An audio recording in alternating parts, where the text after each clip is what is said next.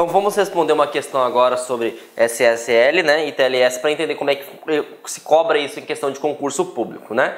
A questão então foi da Defensoria Pública do Estado de Roraima, né? A banca realizadora foi o FCC, do ano 2015 para o cargo de analista. Ele cobra o seguinte: ao navegar na internet em sites que são realizadas transações sigilosas, né, utiliza-se o protocolo HTTPS para realizar conexões seguras. Esse protocolo usa certificados digitais para assegurar a identidade dos envolvidos e normalmente também utiliza para assegurar a confidencialidade e a integridade das informações.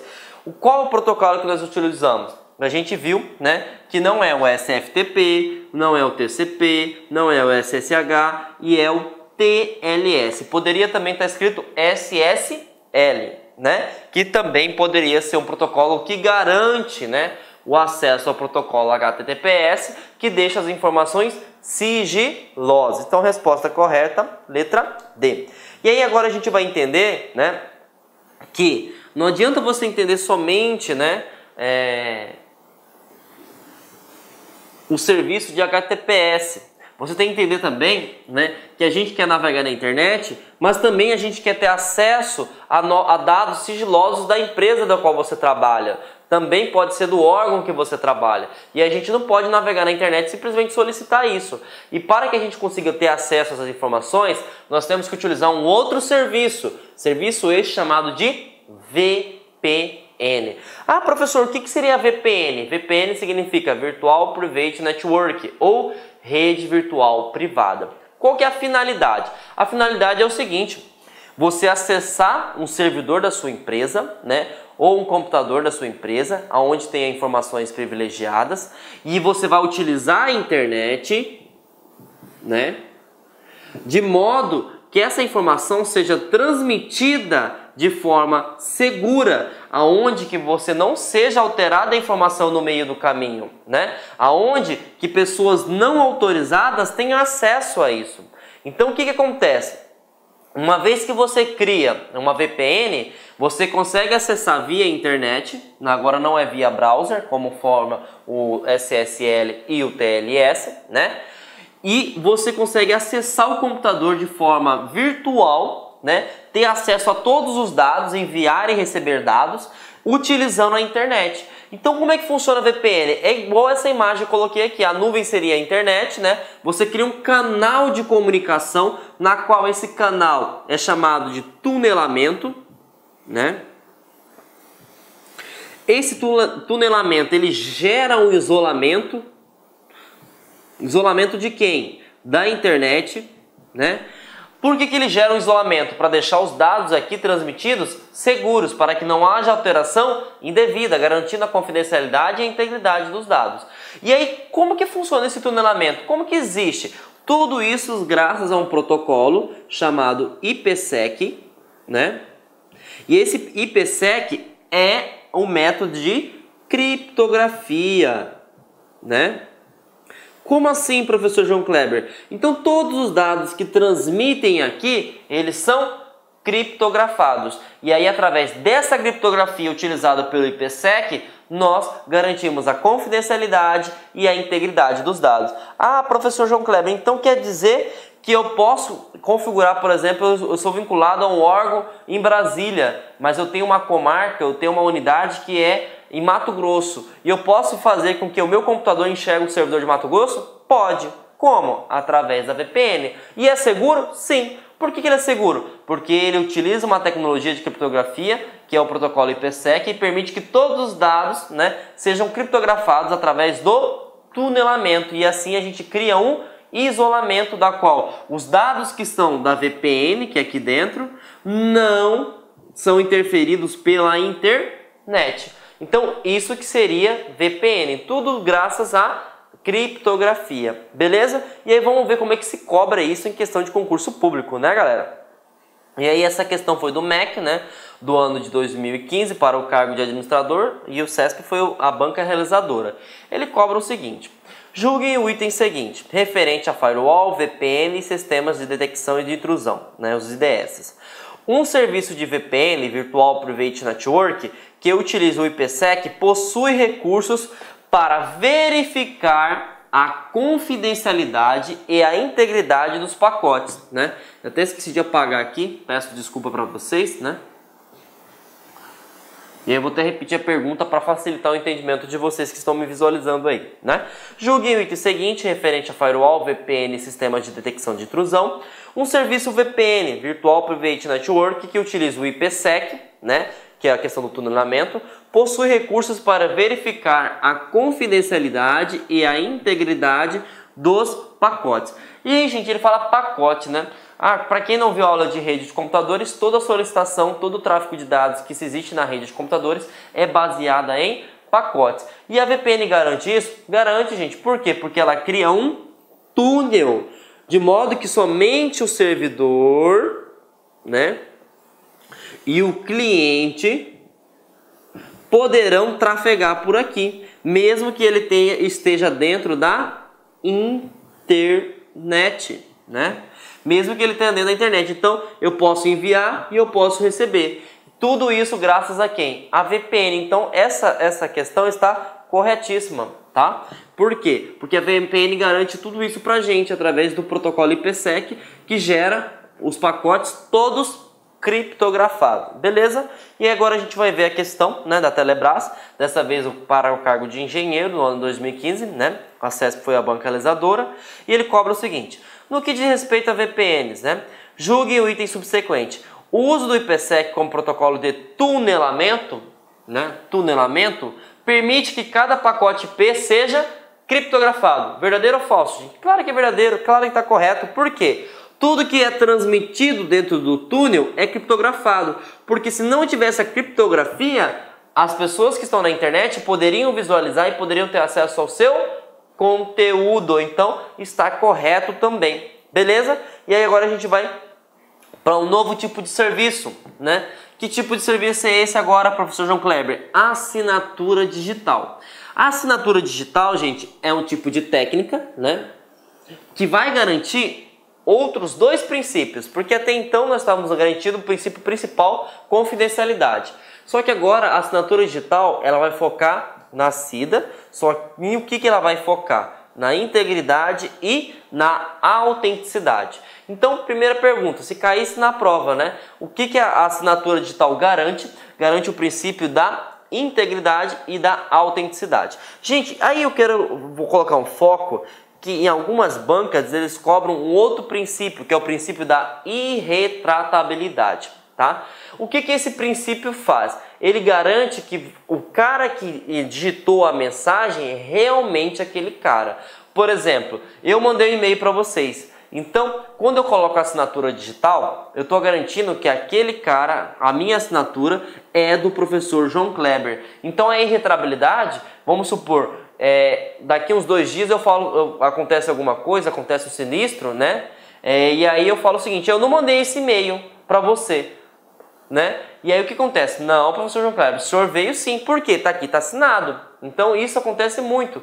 Então, por exemplo, imagine que você tem que mandar um relatório, né? E você mandou para o seu chefe, né? O seu chefe sem querer esqueceu ou não deu atenção, e aí o superior do seu chefe foi cobrado. E aí o seu chefe falou que você não fez o trabalho. Só que você tem um e-mail, e nesse e-mail tem uma assinatura digital. E aí ele vai falar o seguinte: ah, mas não foi você que enviou esse e-mail, foi outra pessoa. Não, tá aqui a assinatura digital, fui eu que enviei.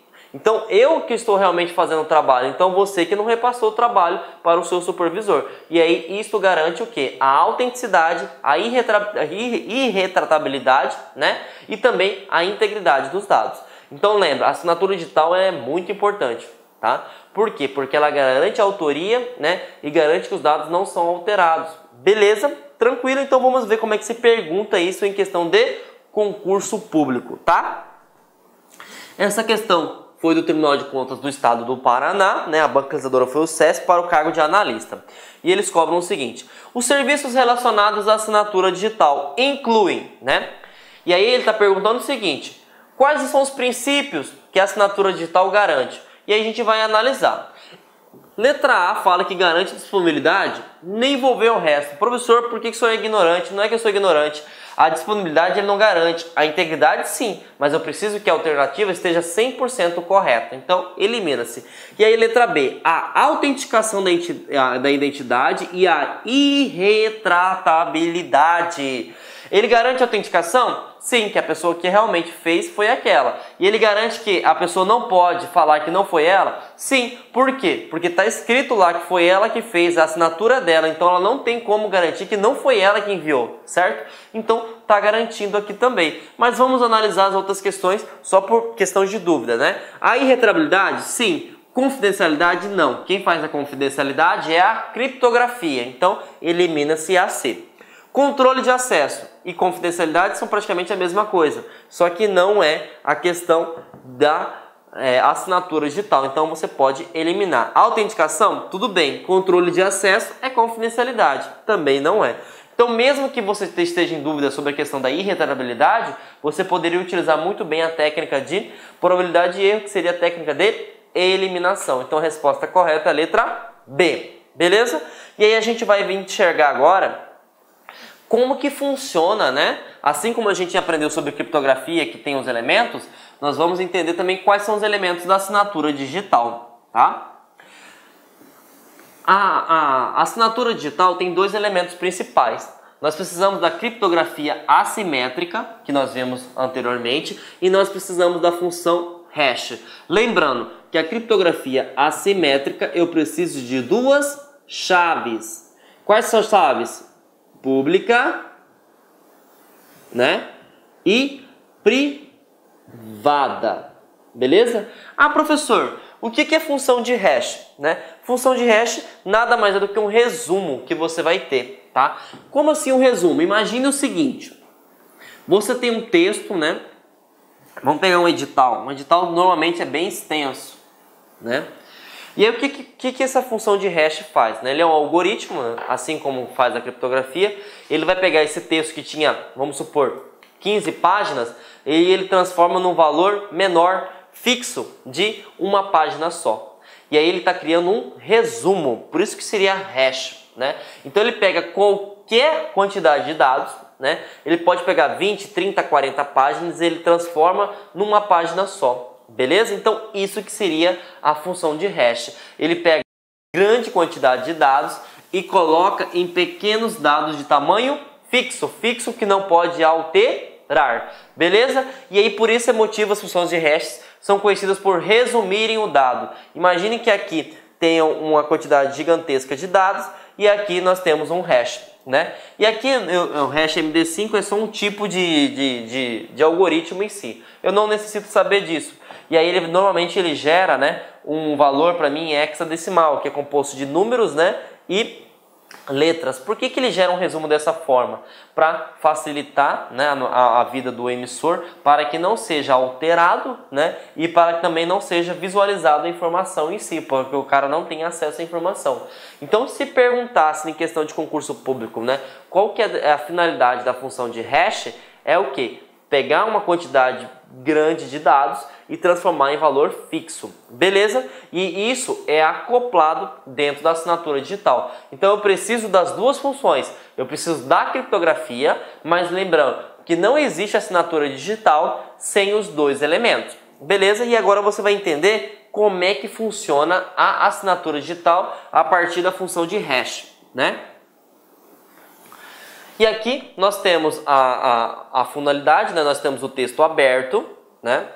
E aí nós vamos pegar a função de hash. O que é a função de hash? Você vai pegar, né, o arquivo em si, né, e vai resumir ele. Aqui a gente está resumindo um arquivo. E depois você vai inserir uma chave privada da Alice, né? E aí o que acontece? Quando você gerou uma chave privada da Alice, né, você vai ter uma criptografia, né? Todo mundo vai poder ter acesso àquele arquivo? Não, vai poder visualizar, porque se eu criptografei com a chave privada, eu tenho que fazer uma criptografia com a chave pública, né? Só que na assinatura digital eu tenho outro mecanismo, eu tenho o hash. E o hash é a mesma coisa que a criptografia assimétrica. Eu preciso, né, de o hash funcionando no emissor e aí eu preciso do hash funcionando no receptor, certo? Então, por exemplo, o foco da assinatura digital é garantir a confidencialidade, gente? Não. Por que não está garantida a confidencialidade? Porque eu estou fazendo a criptografia com a chave privada. E aí, uma vez que eu fiz com a chave privada, todo mundo que tiver a chave pública pode ter acesso. Só que o meu foco não é isso. O meu foco é falar o seguinte: quem foi que fez, né? E garantir a integridade dos dados. Porque aqui vai ter um resumo. Se eu não tiver a função do hash, eu não consigo voltar do tamanho fixo para o tamanho variável, para o tamanho original de padrão.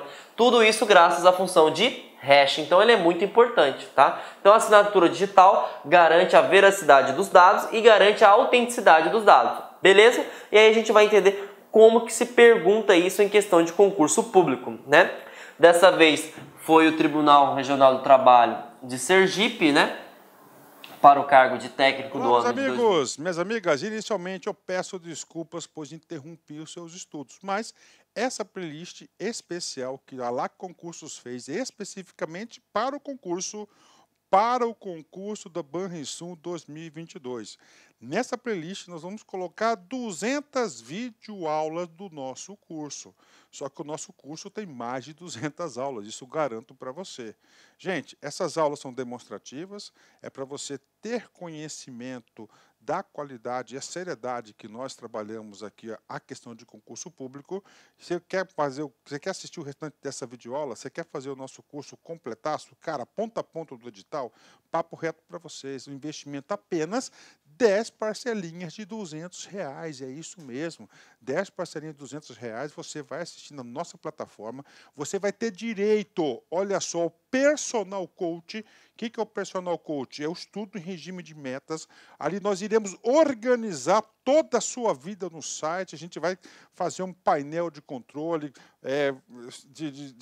tipo amarelo, vermelho, verde porque você cumpriu a meta, vermelho porque você está devendo e amarelo porque cumpriu parcialmente a meta, que são atributos importantes na caminhada aí de quem quer ser aprovado, beleza, galera? Então, vem, não fique bravo comigo aí, porque eu interrompi essa aula sua, mas é uma aula demonstrativa do site lá Concursos, tá certo? Clique aqui embaixo, fale com nossos atendentes ou faça diretamente a sua matrícula, você não vai se arrepender. Forte abraço, fique com Deus, tchau, tchau.